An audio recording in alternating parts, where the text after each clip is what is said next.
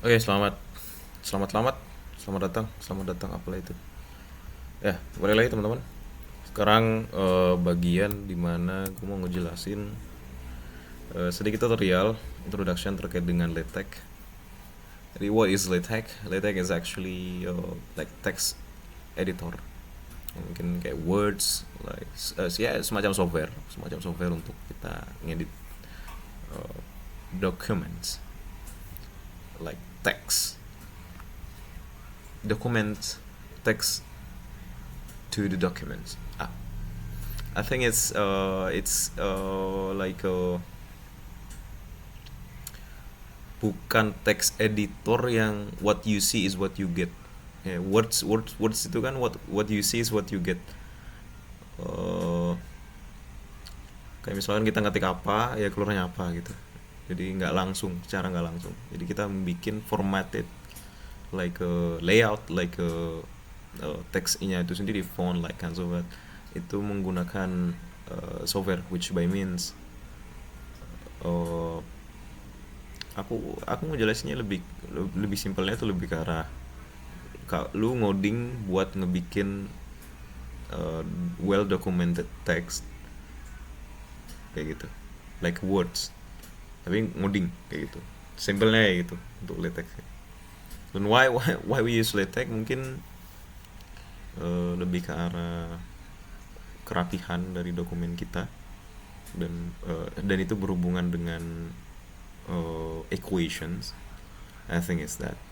So we have some trouble like making equations into the documented files, which by means it's kinds of difficult. Like ya, yeah, ngerti words kan, kalau ngetik equations itu agak lama. Misalnya nyesuaiin.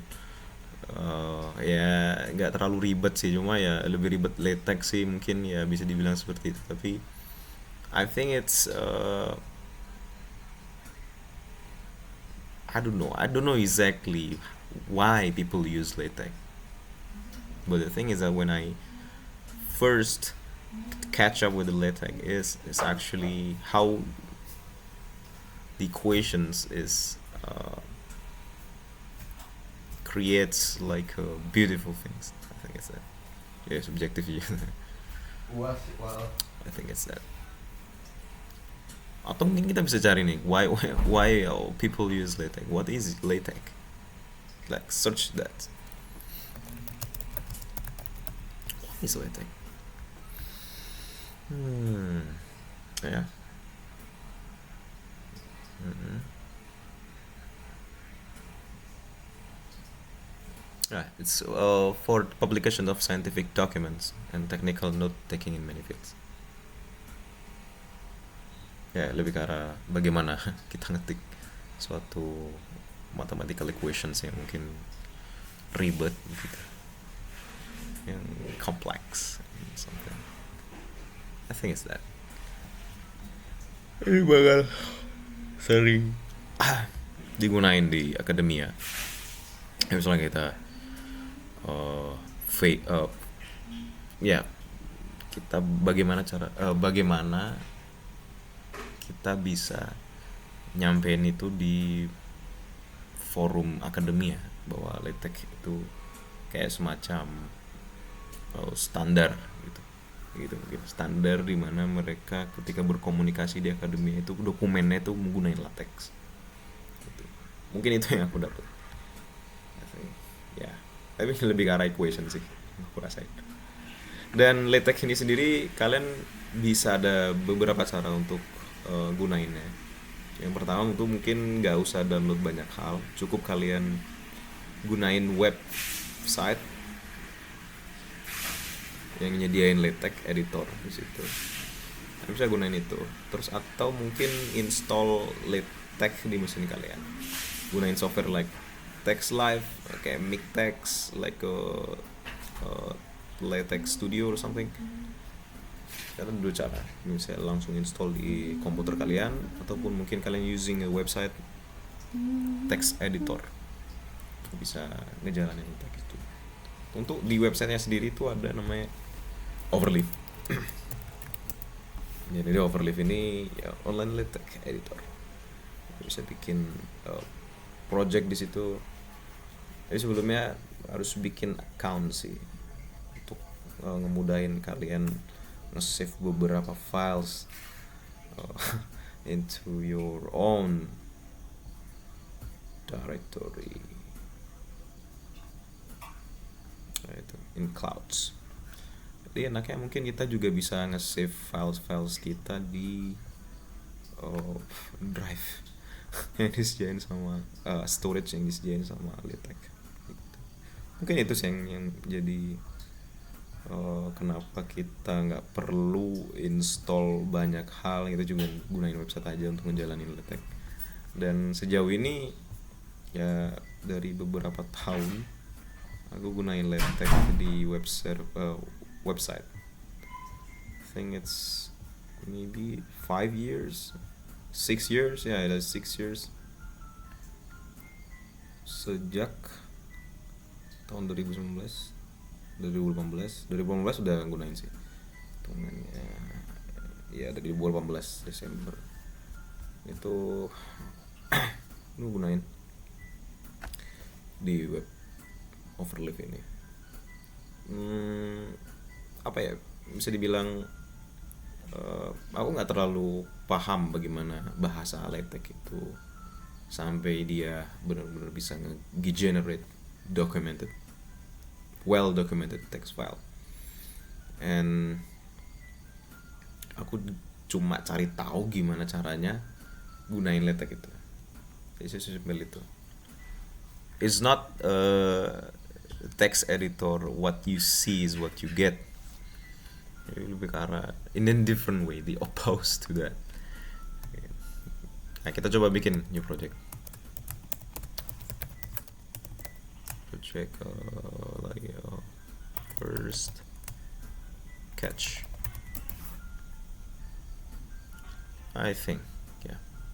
Dan ini sih dari sajiin apa namanya beberapa bagian. Itu ada bagian dimana kalian bisa upload files like gambar ataupun kayak semacam notes or bibliografi kayak buat citasi gitu kan. Kalian bisa upload di sini semua. Terus di sini ada file outline juga untuk ngelihat apa yang mungkin kalian tulisin di bagian structuring to dokumen yang kalian bikin gitu. Terus ini ada bagian code editornya. Ingat, what you see is not is what you get. It's not way what you see is what you get. Ya itulah, it's not what you see is what you get. Jadi kalian mesti ngoding dulu untuk ngebikin teks dokumen gitu. Oke, misalkan aku mau ngetikin I want to do something here.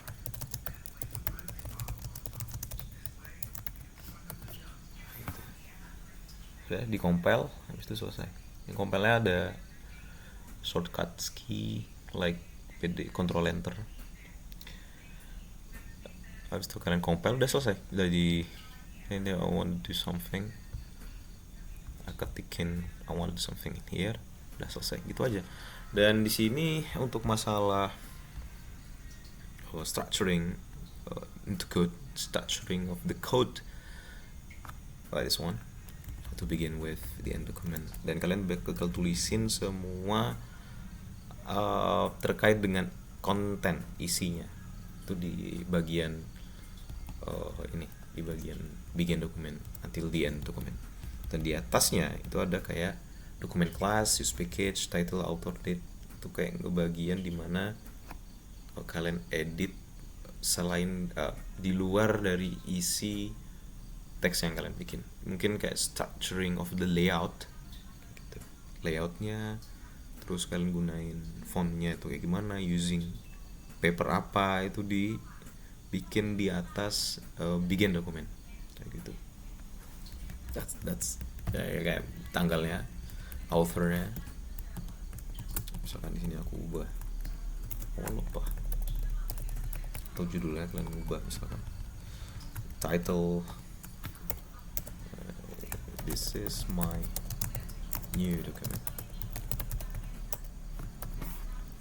Itu kalian ngubah apa namanya, layout dari dokumen yang kalian bikin menggunakan A4 misalkan. A4. Oh, I think aku lupa. A4 paper. Terus kalian using 12 pt untuk fontnya kayak gitu. Terus kalian coba execute, compile that, and that's it. Sekarang di sini date-nya, date-nya ini misalkan now. Udah, so now. Now itu sekarang.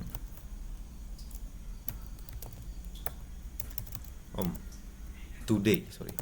Mana? Gitu. Untuk segala macam terkait dengan layout, mungkin aku akan bikin video pembahasan lain terkait bagaimana we face some problems to generate the document itself. I think I have to make that into different videos, but in here we just like introducing you to what is what the things that we could do in here, that kinds of that. We kan gue bikin subsection misalkan the first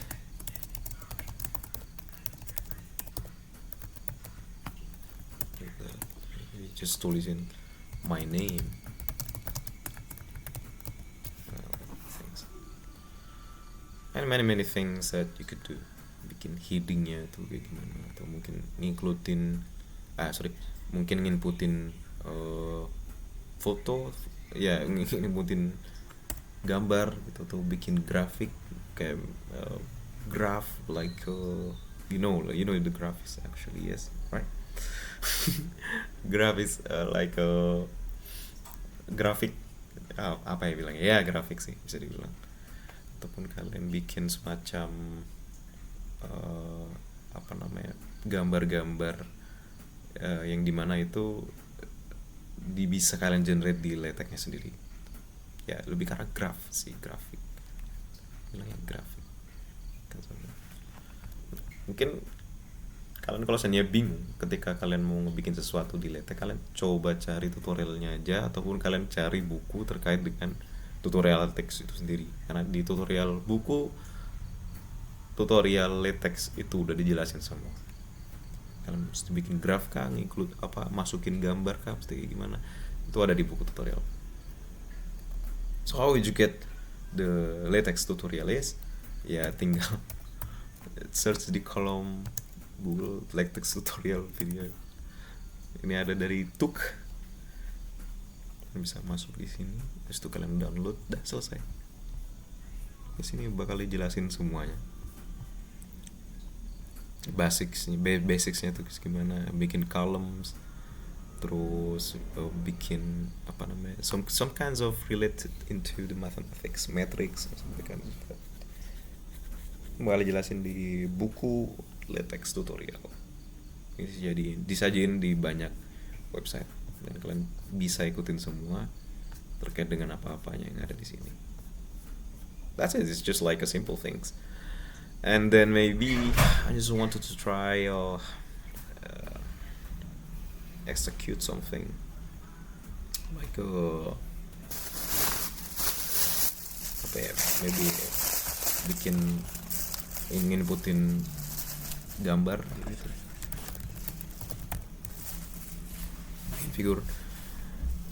bikin figur ini ada beberapa. Ini sebenarnya dari overleaf-nya sendiri udah disediain kayak template gitu terkait apa yang mesti kita gunain, inputin gambar atau apa. Itu ada template-nya sendiri dari overleaf. Tinggal panggil, mungkin nanti ada apa ya, bisa auto gitu, ya, that kinds of bisa kalian cek. Nah, umumnya adalah ketika kalian mau ngelakuin sesuatu tuh, kayak ngebikin sesuatu tuh dimulai dengan backslash. And kalian use many things into this with a backslash, dan mau gunain apa, mau ngapain, ya tinggal gunain aja. I think it's that. And then, nah ini misalkan figur yang tadi aku bikin, nggak ada ya kan, karena infografisnya nggak ada. Aku ngupload foto atau apa di situ. Tapi kamu bisa upload dulu nih di sini kalau kalian apa namanya, upload some photos in that. Nah, misalkan contohnya ini nih, tinggal upload selesai. Nah, habis itu kalian panggil saja tuh. Nah, sini dia bakal dibantu banget sama si Overleaf terkait dengan snippets-nya. Auto generate of the command. Nah, misalnya ini terlalu gede dan ini jatuhnya nggak bakal bisa ditaruh sini karena mungkin kegedean.